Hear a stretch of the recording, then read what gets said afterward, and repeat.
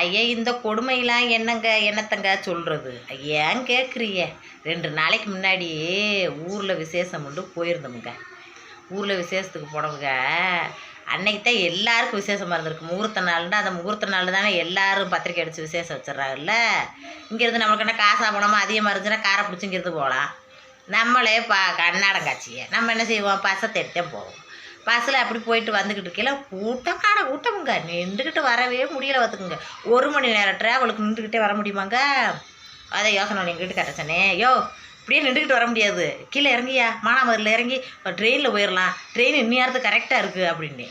அதுக்கு எங்கள் வீட்டுக்கு வச்சுரு, அடியே 2ஆம் கட்டி நேரத்தில் கரெக்டான நேரத்தில் ஓடி போய் பிடிக்கக்கூடாதுடி, மணி ஆகி போச்சு, 2ஐயும் விட்டு இதை விட்டு அதே விட்டு நட்டாத்தில் நிற்க விட்டுறாதுண்டார்.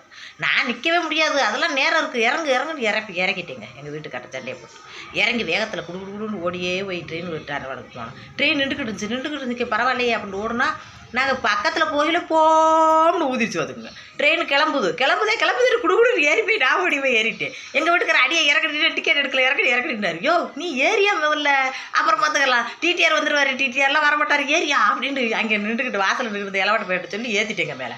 மேலே வந்து சொன்னார், ஏண்டி இப்படி குடுன்னு ஓடி உட்காரிய, டிடிஆர் வந்துடுறாருன்னு என்னடி பண்ணுறது? ஐயா செக்கிங்லாம் வரமாட்டாருங்க, எப்போ பார்த்தாலும் செக்கிங்காக வந்துக்கிட்டு இருக்காங்க, அப்படி போங்க அப்படின்னு சொல்லிட்டு நாங்களும் ஏறி உட்காந்துட்டோங்க. அவர் சொன்ன வாய் முகூர்த்தம் என்னமோ கரெக்டாக டிடிஆர் வந்துட்டாருங்க. வந்துட்டு எங்கள் டிக்கெட் எடுண்டாரு, பேக்க எங்கே முடிச்சுக்கிட்டு இருக்காரு. என்ன இப்படி உங்கள்கிட்ட நகை ஓடுக்கிட்டு இதை எடுக்க முடியாதா?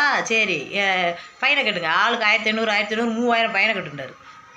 எங்கள் வீட்டுக்காரர் ஃபேமிலி முடிச்சு போயிட்டார். பையனை கட்டுறீங்களா, அப்போ கேஸ் போடுவா, கேஸில் போட்டு போய் கேஸ் பார்க்குறீங்களான்றார். நான் சொன்னேன், இங்கே வருங்க கேஸ் பார்க்குறோம் அப்படின்ட்டு. ஓ கேஸ் பார்க்குறீங்களா, அவனை தைரியம் அப்படின்னாரு. ஐயா அவசரத்தில் ஓடியாந்து எப்படியோ ஏறிட்டோம். எங்கள் அம்மா டிக்கெட்டு எடுத்துக்கிட்டு மானாமதுரில் நிற்கிது, நாங்கள் அவசரத்தில் ஏறிட்டோம்னு நான் சொன்னேன். அதுக்கப்புறம் 500 குறைச்சிக்கிட்டு 1000 2000 போட்டார். 2000 பையனை போட்டு அவரு போயிட்டார். அதுக்கப்புறம் எங்கள் வீட்டுக்காரு, ஏண்டி 2000 இருந்தால் ஒரு ஓலா கார் புக் பண்ணி வீட்டுக்கு வந்துருக்கலாம், வம்பா ஓடியாந்து ஏறிய 2000 அழைச்சி இன்னும் மனுஷன் கொடையிறாருங்க. இந்த மாதிரி அவசரப்பட்டு ஓடாதீங்க. களவாணி போய் களவாண்டுக்கிட்டே போவேன், அவனை கண்டே பிடிக்காது போலீஸு. நல்ல மனுஷன் கீழே இடக்கையா பணம் உழிஞ்சு எடுத்தாண்டா ஊரே பார்த்துருப்புங்க. எடுத்துட்டாயா காசை எடுத்துட்டாயாட்டு ஊரே பார்த்து இந்த மாதிரி கண்டுபிடிச்சிருங்க.